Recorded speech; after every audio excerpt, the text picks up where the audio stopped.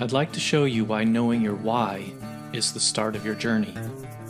Without a strong why, it can be so difficult to reach your maximum potential. My name is Dr. Jason Ballara, and every week I meet with real estate investors and mindset specialists that are taking action in order to build a life according to their own terms. We will break down what drives successful people and allows them to achieve at such a high level. If you are a professional wanting to break through, or simply someone that wants to hear an inspiring story, the Know Your Why podcast is made for you. Hi everyone, I'm Jason Ballara, and this is the Know Your Why podcast. Today I'm here with Scott Krone. Scott is a Chicago native who began as an architect in 1991 and sort of throughout his career has become a project manager, and essentially looks like in 2012 he opened Coda Management Group as a real estate asset management firm. First of all, Scott, thanks for coming on the show. I really appreciate your time. Thanks for having me, Jason. I'm looking forward to this. Yeah, and then what I would love to do is if you could just kind of tell us your story. I know you started as an architect, but if you want to go back even before that, sort of just maybe give us a little bit of your background, and then we'll kind of hear your story and we'll talk about whatever seems interesting. Well, I didn't follow the traditional path of going into architecture school. Most do it right out of high school, but I was recruited to play sports in college. And so, I didn't think that the two would necessarily coincide. And so I got I got an undergraduate degree from Kenyon College, and I thought I had closed off that route to architecture, but I discovered in my senior year that there were brand new programs that I could get a master's degree without having a bachelor's in architecture. So that's what I did. It took me 3.5 years. And I was fortunate enough during that period of time to get connected with a gentleman who was a professor. I was his TA, where he owned a real estate development company and did the architecture and the contracting. And it was through that I discovered the power of being involved in all aspects of the construction, all aspects of development. So from the developer point of view, the owner point of view, the architectural point of view in terms of controlling the design, and then also from the contracting point of view. And so I worked for him for 6 years, got to work on some very significant projects in multifamily. One was my master's thesis, which was a $100 million project. And I left that company after 6 years, and shortly thereafter started my own firm, Coda Design Build. And we did a combination of residential development in single family, multifamily, mixed use. And then as you said, in 2012 and 2013, that's when we began moving more forward into owning assets, and also into self-storage, which is what we're currently doing now. And I sold off all my multifamily, and we've been focusing on self-storage exclusively now in terms of our investment portfolio. And we've even started our own self-storage brand, One Stop Self-Storage. Okay, great. So, a couple of interesting things there. And I know I also did athletics in college, and I understand that there's a large time commitment. And so when you're talking about also doing a degree that has a large time commitment, I get that sort of challenge in how much time is involved there. So that's really cool that there was the ability to you didn't have to start over essentially to be able to get your architectural master's degree. I'm curious how you said that $100 million project was your master's thesis. How does that look when you're still technically a student? What level of involvement did you have? Kind of how did that, because I would assume you're still in some ways learning as part of your master's degree, but how did that, I guess, piece together for you? Well, there's 50 students in the class, and I was the TA, but I was also taking the class at the same time. And when we say a TA, it wasn't the traditional TA when you think of going to a large school and the TA is actually teaching the class on behalf of the professor in mass lectures. It meant that I was truly his teacher's assistant. So whatever he needed, I was supposed to fulfill that. And so my contract was 20 hours. So he bluntly said to me, for your TA-ship, you're going to work in my office and you're going to work for free. And I said, well, I'm only obligated 20 hours. After 20 hours, then I feel it's right that you pay me. So that was my first real estate negotiations. And, in terms of making sure that I was compensated for my time. And so in the morning, I would go into his office And since I was the only one in the office that had an undergraduate degree in something other than architecture, which meant I could read and write, then I was doing all the financial performance for the project. Okay. And then when I would go to school, we'd be working on the design. So 50 students are coming up with a design concept, which he's working through with each student. And then at night, I'd go home and refine that design. So basically from 7 a.m. until midnight for 3.5 years, I was working for him, or during that time period. Like obviously during summer breaks, then, I'd only work from like 7 a.m. until 6 p.m. So it's a little bit off. A much easier schedule, yeah. It was much more relaxed. And so of those 50 students, he selected my design, and then we were going through the PUD project. So as we were getting comments back from the city in terms of what would be or would not be allowed, we were refining that. So it went from like 1,000 condominiums down to 316 condominiums, 64 townhomes, and 16 single family homes. And so there was a lot changing. And then I was also modeling out financially what the revenue and the projections and all those sorts of things would be. And then, working on the condominium declarations, the loan documents, working with buyer liaisons and all those sorts of things. So during those 6 years, I was working on that project, but then I was also project manager for other projects that we were starting up and working on. Okay.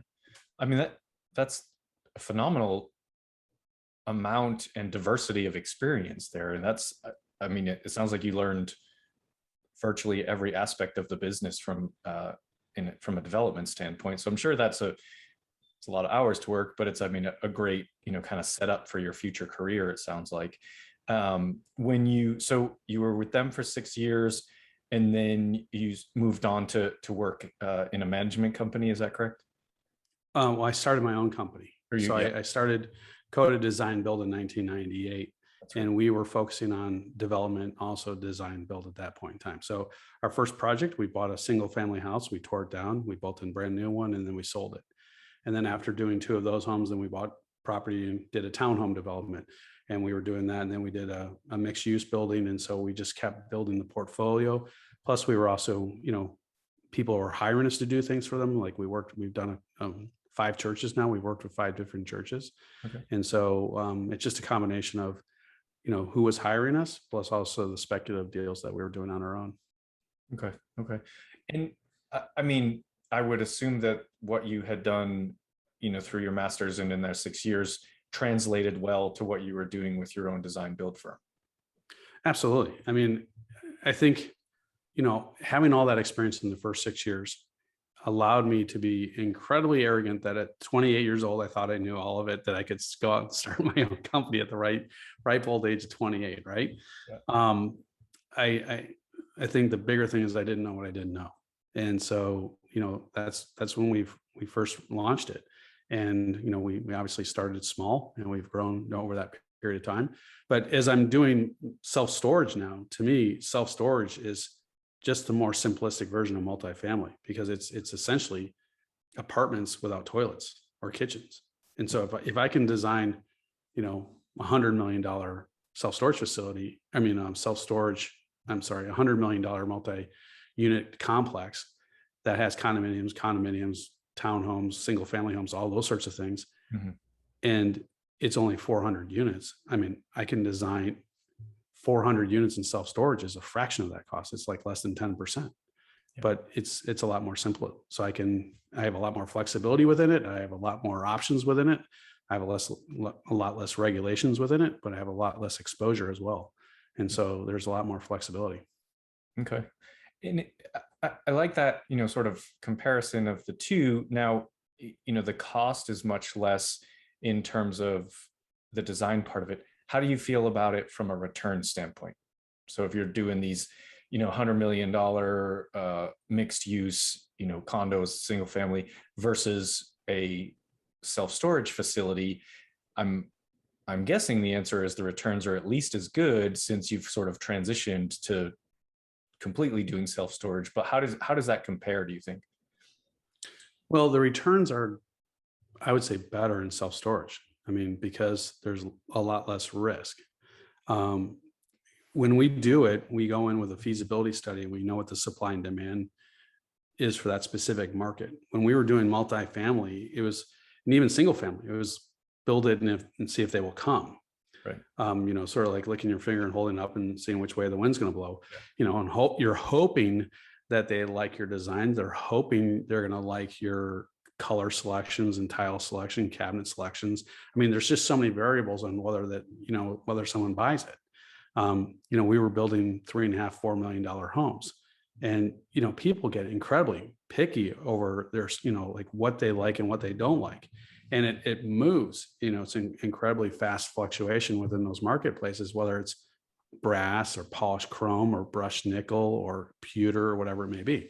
So for me, it was a lot more risk in those arenas, but within the self-storage model, it's like Henry Ford said, you can have any color car you want as long as it's black. Well, in the self-storage model, it's like you can have any color self-storage you want as long as it's white, and you have a 5x5, a 5x10, a 10x10, a 10x20. So it's a lot easier to sell those. Yeah, that makes a lot of sense. So your management company, you said you also own self-storage facilities as well as manage them? And is that? Yeah, that's what we're managing, our own portfolio of self-storage facilities. And are you managing for other people at all? We are not. So our one-stop self-storage is only our products. Okay, great. And what's your portfolio look like now? So we are in Wisconsin. We have 2 facilities in Illinois. We have 2 in Ohio, and we're working on a 3rd one in Kentucky. And then we have a facility in Maine. And we are under contract for a new facility in Virginia, and we're building for other people in Florida. Okay. So are you mostly buying existing facilities, or are you mostly developing them from sort of ground development? All of the ones except for Maine and Virginia were all properties that we converted into self-storage. So they were commercial buildings that we converted into self-storage. Okay. That's actually, go ahead. Sorry. Well, the one in Florida is a brand new construction, and the one in Virginia is an expansion. Now we're negotiating, and we're looking at a property in Ohio, which will be a new build. And then we're under LOI for one in Michigan, which will just be improving on the management of it. Okay. Can you talk a little bit about that conversion process? Because I think it's probably easy for people to visualize, okay, I buy an existing self-storage facility and it's maybe poorly managed or it has some room for expansion. We're going to go in there and fix those things. It's probably also maybe easy to envision, a blank piece of land. We're going to put self-storage facility on it. But I think the conversion component of it definitely maybe involves a little bit more creativity. And maybe that's interesting to you coming from an architectural background, to how do we make this existing building into something different? When you do that, and if you want to use a specific example, that's great. But when you do that, sort of what are you looking for in a building to decide that you're going to convert it to self-storage? And then how does that process work? Well, I wouldn't suggest that it's my most creative architectural designs. I think the creativity is throughout the process. There's the creativity in terms of understanding the financial sources and uses and the financial structure of how you put the deal together, how it's structured. There's the design of how to convert it. And then there's also the creativity in terms of the constructionability of it. And so how we get that work done. And so there's elements that rely upon experience and creativity to get each of those done. When we are looking at a building, there is the creativity of having the vision to determine whether or not the building will be applicable and how to implement that design in order to make it work. Because we have to put in loading docks, we have to figure out elevators to make sure that they work if they're multi-storied, how we address with office spaces, and then obviously getting the most efficient layout in the design. The unit configuration is the key to understanding the revenue. So you could have the same square footage of lockers, but if you have the wrong configuration, it can dramatically impact your financial pro forma and the feasibility of the project. So we have to understand all those factors and then how to make those units work within the design. So in each of those situations, we work through those processes. So a project that we just finished up and we brought online, in fact, was our flagship of one-stop self-storage, was our project in Dayton. It was an empty building. It was 5 stories tall with a basement, and we bought it for $1 million. And it's a 90,000 square feet. So if I'm looking at that, that is approximately $13 a square foot that we bought it for. I can't build that building for $13 a square foot. So I obviously have a competitive advantage over my competition because of where I'm buying into it at a lower cost basis. So even with my repairs, I'm in my conversion costs, I'm still below what the cost basis is for my competition. And so that is one of the bigger factors in terms of how we look at a deal. Like, what is our cost basis and what will be our total end cost comparatively in the marketplace? So a new build might cost 12 or 13,000 or 12 or 13 million for that size building, but we're in for a fraction of that, maybe like 50 to 60% of that. Okay. So what was the building prior to you taking over and turning it to self-storage? What were they using it for? It was empty. It was completely empty. It had been empty for about 40 years. They're renovating the downtown area, and what we saw was a tremendous amount of growth and development right around there with condominiums, townhomes, apartments. And so this building couldn't have been converted into condominiums because they couldn't figure out the parking situation. Self-storage, we only need like 2 or 3 parking spaces, maybe 4 total. And the structural layout of the building prohibited underground parking, and there was no on-site parking. So it was impossible to convert the building to parking to condominiums, which allowed us to come in and convert it into self-storage. Okay, that makes a lot of sense. I mean, that's a great thing, in terms of things you have to think about if you're trying to address this strategy. Is, what if this building has been sitting vacant and it's nobody's found a good use for it? That's where you're going to use that creativity and say, okay, well, we can't park here, but what can we do with it? So that's great. What is clearly it's going to be different in every market, but in terms of that conversion, you said it was about $13 a square foot for the cost of the building, but what does it cost you then on top of that to convert something like that to a self-storage facility? It cost us about $3 million in construction. And we put on a new roof, we had new HVAC, we had new elevators, electrical, fire suppression, and the lockers. So, I mean, there wasn't too much demolition, but the demolition which we had to do was the building was 2-sided all windows, and we had to replace all of those fenestrations because they were literally rotting out. They were like, the wood was gone. Yeah. And so we spent a lot of money on the windows, which we didn't really need to do. And that was one of the key things that we negotiated with the city, is how much windows we had to have. I mean, it's obviously better for me not to have windows because there's less heat gain. I can control the environment better. It's just one more thing for people to break, especially, car driving by, it shoots a rock into a window, then, I have to replace it. If it's not glass, then I don't have to worry about that. And so, those are the types of things that we spent the bulk of our money on. Yeah. But I mean, if you spent $3 million, you got the building for $1 million, and you're saying you would have to spend 12 to 13 to build that building from new. That's obviously, sort of a great deal for you. And I don't know if you have investors or what, but I mean, it sounds like that's a really good way to do it, a good strategy if you know what you're doing and you have a background that sort of contributes to that. So that's very, very cool. So when I've heard people talk about, self-storage, the difference between, say, that and multifamily is with self-storage, you're buying a business, right? Whereas I think you could argue that you're sort of buying a business with multifamily too, but I've heard people make that distinction. Specifically, maybe you could give us your thoughts on what you think the differences are, having done both. What do you think the differences are in terms of, considerations? Maybe someone who's thinking, okay, I want to get into one of these spaces. What might you list as pros and cons for multifamily versus self-storage? Well, I mean, historically, everybody loves multifamily. Like, since the crash, everybody and their sister was buying multifamily because that's what banks were lending on. So banks will lend on multifamily, all day long and twice on Tuesday, right? And as a result of that, you've seen incredible cap compression. In fact, when I sold mine back in 2018, I thought we were at the height of the cycle. And I was, I like to time things, but I'm clearly not perfect at it, because of the fact that it's gone on another 3 years and we're still, it's going up. But with multifamily, you're confined by a lot more than just the lease.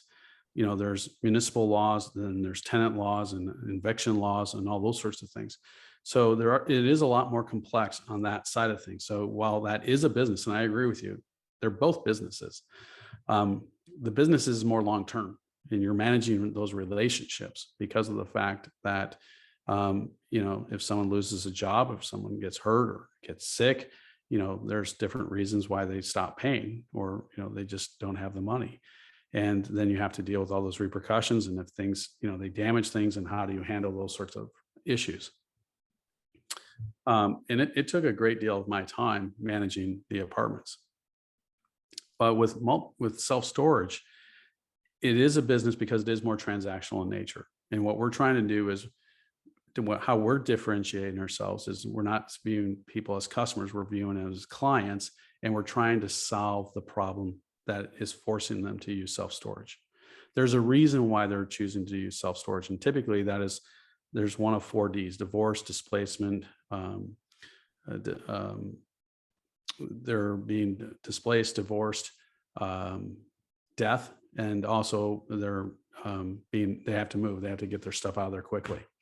So those are the main reasons. And each of those is usually a negative experience. And so what we're trying to do is ease that transition of negative of their life and help make this process as smooth as possible. So at least it's a positive.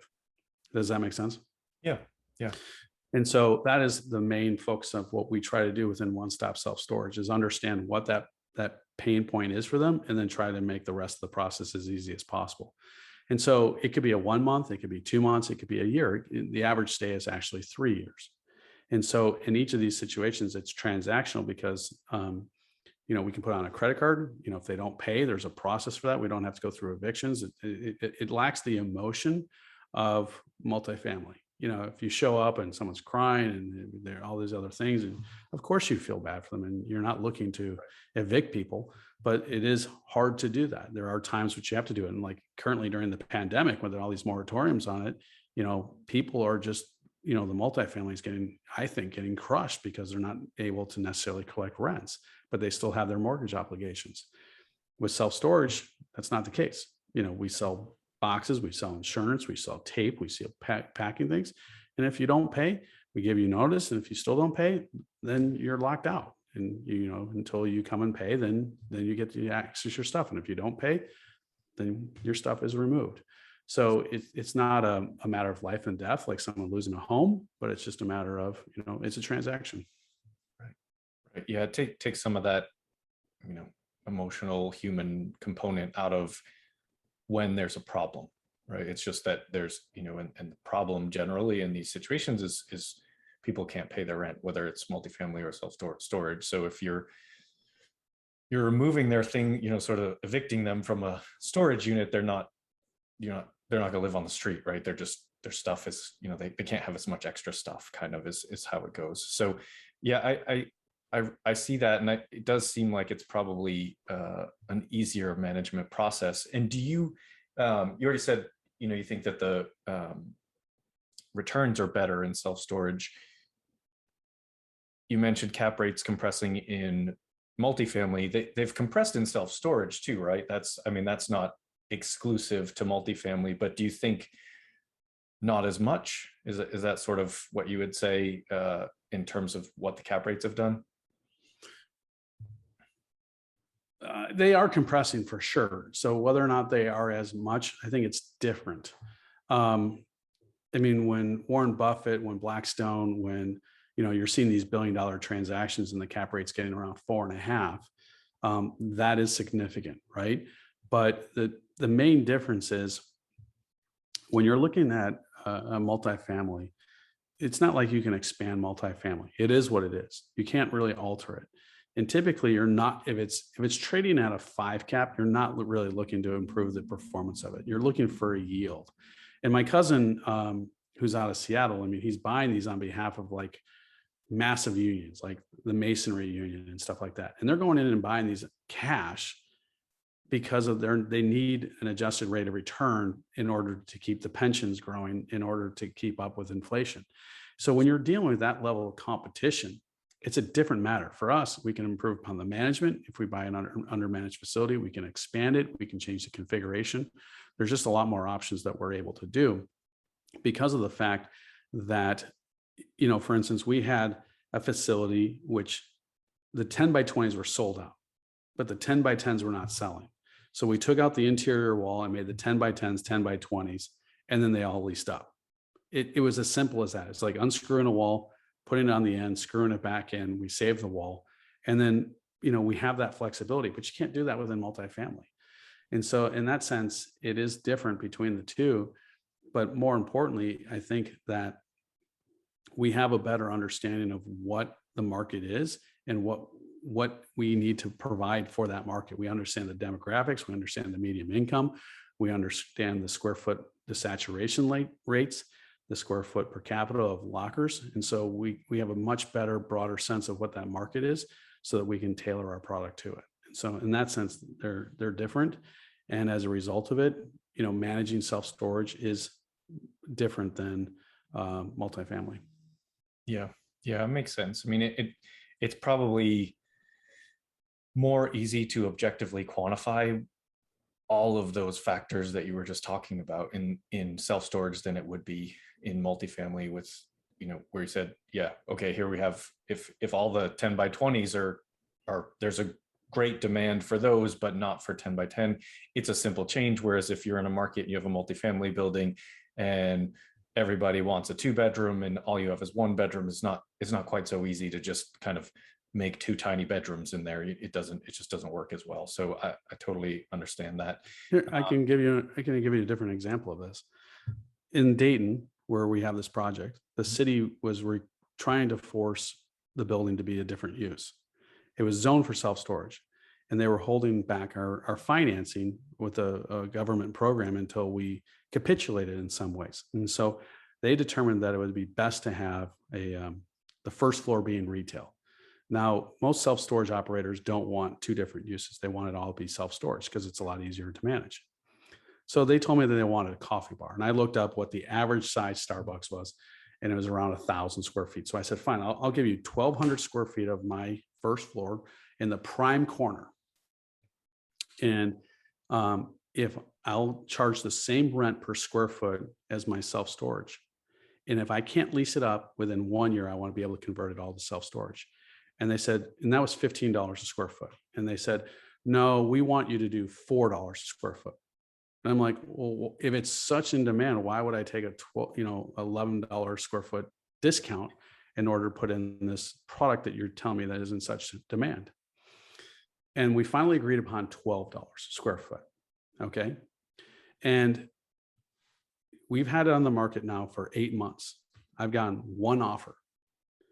And they wanted me to give them back a TI, tenant improvements, to the tune of $70,000, which they would then build out themselves. So I would have to pay them whatever cost that they thought, whatever they showed me in terms of their labor or materials, okay, which they were obviously going to inflate the cost. So basically, I was going to pay them to work in my building for 3 years before I would make money. I'm like, why would I do that? Yeah. That doesn't make any sense at all. Yeah. It's upside down, right? So, they came to us and said, well, you clearly don't want to rent it. I'm like, I'm willing to rent it. If you want to rent it, we'll rent it. Here's the terms, $12 a square foot. And they're like, well, you're not going to negotiate. I'm like, nope, $12 a square foot. And the reason why I say that is because that way the city can't complain that I'm overcharging, right? If I say it's $12, I'm holding $12. And they came back to us and said, well, it's not advantageous for us to rent from you. We can rent from somebody else. So go ahead. At that point, if I was trying to compete in the marketplace, I would have to understand not only what the base rents were. Is it triple net? Is it gross? What sort of TIs are they giving? What sort of incentives are they providing for the person? What's being included in the basic package for that $11 or $12? Is it built out? Is it not built out? All these different variables, which makes it a lot more complex than just saying, here's a self-storage locker. Do you want a 5x5 or a 5x10? Yeah. Does that make sense? Oh yeah. Yeah, totally. It's a, yeah, I guess when the cities get involved, they always throw some monkey wrenches into people's plans and start trying to dictate the use of those buildings. It just doesn't really make it better for the city either to put those demands on, and then you can't actually use it in any way. So sometimes that red tape can be difficult. It's very interesting stuff. Let's shift gears a little bit, Scott. I want to kind of get to the point where I can ask you the questions that I typically ask each guest. The first one is, it really has to do with the title of the show being Know Your Why. So what is your why? What's your driving, motivating factors at this point in your career? Well, I've begun a 2-year program of transformation, and we meet quarterly, and we're going through different elements to identify how to become a better leader. And for me, what I've identified is I want to have significance. I want to have significance on the people that I work with, the people that we work for, and also my family and my friends. And so I want to leave a mark or legacy of significance in other people's lives. So that's my why. Okay. Can you tell us about that program? Do you have a life coach or someone kind of guiding you through that? Yeah, it's led by a woman named Ruth Haley Burton. It's called the Transforming Center, and we meet quarterly. And when we do, we leave on a Sunday afternoon, and it goes until Tuesday around lunchtime. And it usually involves long periods of solitude and silence, and just unplugging, recharging, listening, and paying attention, as opposed to always filling your head with stuff. And so, we're studying different elements that let's just say the foundational or the original church looked at in terms of the disciplines of the faith. And the idea of it is we learn these disciplines, we learn to grow in them and identify which ones work for us. Then we can become more effective leaders, because we're not being swayed by the latest and greatest things, but we can have a means of refocusing, re-energizing, and making sure that what we're doing is right and best for our organizations. That's very cool. That stuff is, I think, incredibly important, just for sort of as a business owner and as a leader, just having the ability to maybe take a step back from that sort of constant go. I got to make this business function, to being able to actually focus on yourself and what makes you a more inspirational, whatever the word you want to use, someone that can really lead your team. So I think that's awesome. I think I don't know if it's the same program, but I've heard similar things where there's sort of a regular retreats. So I think that's a very cool. It's not that I haven't done it yet, but every time I hear about those, I'm very, very interested. Second question is, maybe you can tell us something about yourself that isn't common knowledge. So, special skill, a hobby, whatever it might be that you're comfortable sharing that maybe not a lot of people know about you. Well, I think that the last thing I shared was, not a lot of people know about that. I've begun this process. And I think a lot of people don't really get it or understand it. And so the reason behind it, I think a lot of people don't get. And for me, the more effective that I can understand what's really going on inside of me, what's inside of my heart, then I can better communicate that to others. And so, it is a very personal thing, a journey, if you will. It's a 2.5-year, 9 sessions, and we're on our 4th one coming up in November. And a lot of it is, you arrive, we have a session, and then you're in silence from, like, say 5 or 6 o'clock until 8 o'clock the next morning. And then you'll be in silence again from like 11 or 12 until 6 o'clock. And so you're going under long periods of times of just unplugging. And I think that a lot of people find that unusual, and they find that intimidating and a little weird perhaps. And, but the things that I enjoy most is like how I can take those disciplines and, for instance, wake up at 5:30 in the morning and go paddleboarding on Lake Michigan, where it's completely silent, and I'm unplugged, and I can just be out on the lake for 20, 30 minutes in silence and solitude during that period of time. And, what that does for me and how it recharges me, and how it's been, in many ways a lifesaver during some very challenging times. And so, but also good times, because I can be reflective and thankful for, the good things that are happening, but also reflecting and thankful for the challenges and what I've learned from them. Yeah. Yeah. I think being able to be alone with your own thoughts and, kind of disconnect, like you said, in those, that is, admittedly, I'm not good at it. So I think that is a very valuable skill that, especially as you become more of a leader and things like that, you really have to be able to do that work. So I mean, good for you. I think it's very cool. I'm sure people think it's weird, but whatever. I mean, it's, I think most self empowering things, people initially want to poo-poo and say it's weird, but really, I did it. My wife went through the program first, and it was 5 years later, said, okay, I'll do it. But, right. It's like, right. At first I'm like, you're doing what? Yeah. And it's just the, there's no sense trying to force someone into it, right? You just have to reach the point where you're willing to accept that sort of stuff yourself. I mean, I've much of my life sort of poo-pooed all the mindset type of, talk. And now I'm like, now I talk about it all the time, and I'm that person. And I think it just takes time to coming around and realizing how it can work for you. So that's very, very cool. So when people hear this, how can they reach out to you? What's the best, and we'll put it in the show notes, but what's the best way for people to get in touch? The best way is info at Coda, CODA, MG for managementgroup.com. That's info at CodaMG.com. And Jason, for your listeners, if anyone mentions this show and they want to learn more about self-storage and why it's a viable business model, we will send them a feasibility report that we did for our project in Dayton, the one that I referenced. It explained why that site would be good for self-storage. And it's like 175 pages, but it talks about the overall market, but then specifically that location and what makes that location good.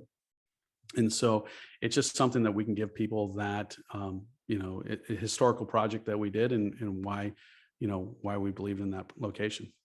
Oh, that's awesome. Thank you very much. I appreciate that. I think people really get, I'm interested. I think that'll be, it's really good to see, kind of what goes into starting these projects. There's a lot of things that people don't probably think about. And, doing those feasibility studies, I think is a huge part of it, especially as you mentioned with self-storage. Final question for you, Scott.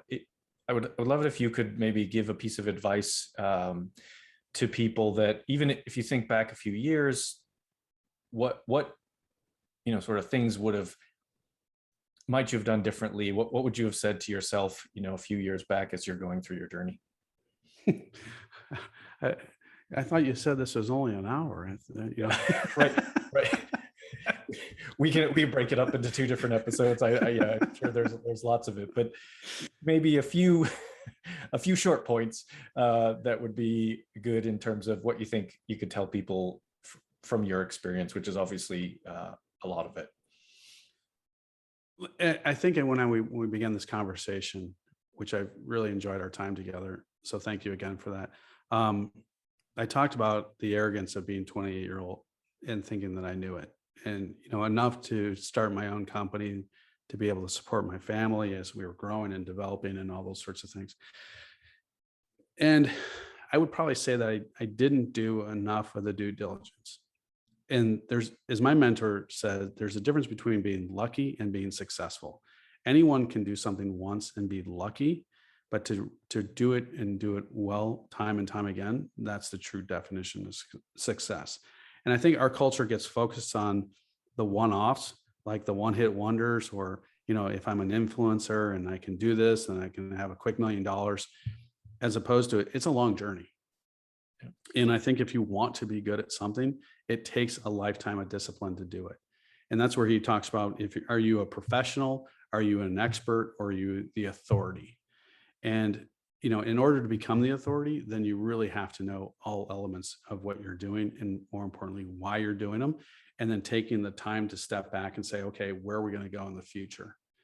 And I didn't have that perspective when I was 28. I thought I would be the authority if I just did 100 homes or 500 homes or something along those lines, right?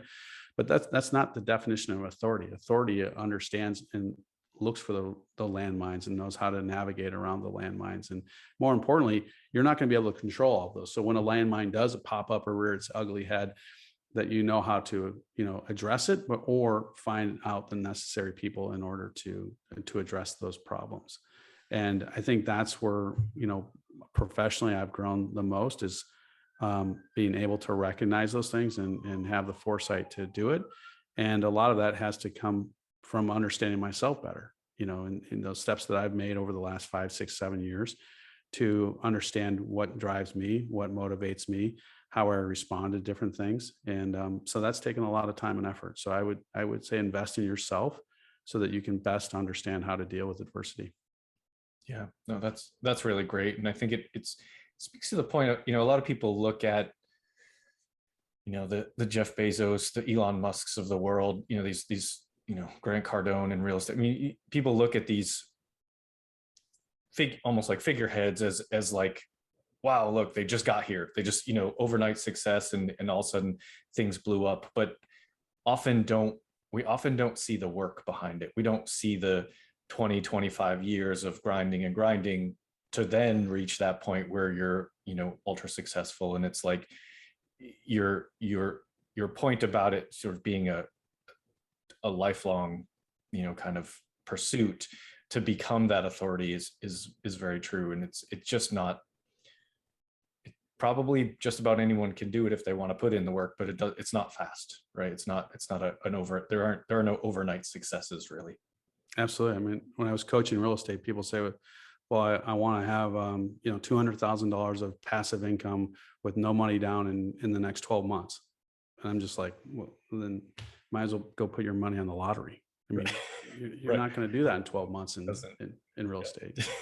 It doesn't exist. That's not, if you win the lottery, I guess you're overnight success, but then you're very likely to just blow that money. So I think it's something that you have to realize it's a long haul, and to plug my own show, you need to know your why. You need to have that strong motivation to keep going, because it's going to get hard along the way. So that's a great perspective, Scott. Thank you so much. I really appreciate your time. I appreciate you coming on the show and sharing all this with us. It's been a great discussion, and I think you are my first self-storage centric guest. So thank you for that. I don't know if that means I'm crazy. No. I honestly, I mean, it's very interesting, and I'm in a self-storage joint venture myself, and it's very different from the multifamily in a lot of ways. Both are good, but yeah, there's a very different perspective. So it's really cool to hear someone who's been doing it at such a high level. So again, thank you for sharing all your insight. My pleasure. Thanks for having me. Yeah, absolutely. All right. Well, I guess we'll go ahead and get out of here. Have a good day, everyone. Take care. I'd like to show you why knowing your why is the start of your journey. Without a strong why, it can be so difficult to reach your maximum potential. My name is Dr. Jason Ballara, and every week I meet with real estate investors and mindset specialists that are taking action in order to build a life according to their own terms. We will break down what drives successful people and allows them to achieve at such a high level. If you are a professional wanting to break through, or simply someone that wants to hear an inspiring story, the Know Your Why podcast is made for you.